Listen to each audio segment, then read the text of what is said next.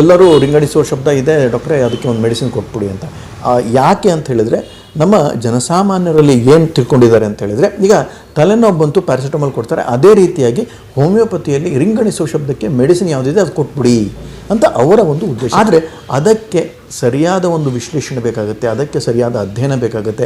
ಯಾಕೆಂತ ಇದು ನರ ದೌರ್ಬಲ್ಯದಿಂದ ಆಗಿರತಕ್ಕಂಥ ಒಂದು ರೋಗ ಇರುವುದರಿಂದ ಅದನ್ನು ಸರಿಯಾಗಿ ವಿಶ್ಲೇಷಿಸಿ ಅದನ್ನು ಸರಿಯಾಗಿ ಉಪಚರಿಸಿದರೆ ಮಾತ್ರ ಅದು ಗುಣವಾಗುತ್ತೆ ಅಂತ ನನಗೆ ಎತ್ತಿಸ್ತಾ ಇದ್ದೀನಿ ಸರ್. ಇದು ಒಂದಾಯಿತು ಅಂತ ಹೇಳಿದರೆ, ಇನ್ನೂ ಒಂದು ಪ್ರಶ್ನೆ, ಎಷ್ಟು ಸಮಯದಲ್ಲಿ ಗುಣವಾಗ್ಬೋದು ಡಾಕ್ಟ್ರೇ ಅಂತ ಬಹಳಷ್ಟು ಪ್ರಶ್ನೆಗಳು ಬಂದೇ ಬರುತ್ತೆ ನೋಡಿ. ಇದು ಹೇಗೆ ಅಂತ ಹೇಳಿದರೆ, ನೀವು ಸರಿಯಾದ ಒಂದು ಚಿಕಿತ್ಸೆ ಪಡೆಯುವಲ್ಲಿ ಹೋಗಿ ರಿಂಗಣಿಸುವ ಶಬ್ದಕ್ಕೆ ಮಾತ್ರ ನಾವು ಚಿಕಿತ್ಸೆ ಕೊಡ್ತೀವಿ ಅಂತ ಹೇಳಿದರೆ ತಗೊಳ್ಬೇಡಿ.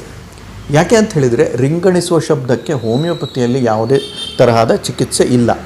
ಆದರೆ ರಿಂಗಣಿಸುವ ಶಬ್ದದ ಜೊತೆಗೆ ಇರ್ತಕ್ಕಂಥ ಎಲ್ಲ ರೋಗದ ಲಕ್ಷಣಗಳನ್ನು ಹಿಡ್ಕೊಂಡು ಅವರಿಗೆ ಬೇಕಾದಂತಹ ಒಂದು ಔಷಧಿಗಳನ್ನು ಹುಡುಕಿ ಕೊಟ್ಟಾಗ ಮಾತ್ರ ಹೋಮಿಯೋಪತಿ ಬಹಳಷ್ಟು ಚೆನ್ನಾಗಿ ಕೆಲಸ ಮಾಡುತ್ತೆ ಮತ್ತು ರಿಂಗಣಿಸುವ ಶಬ್ದ ಪೂರ್ತಿಯಾಗಿ ಗುಣವಾಗಲಿಕ್ಕೆ ಸಾಧ್ಯವಿದೆ.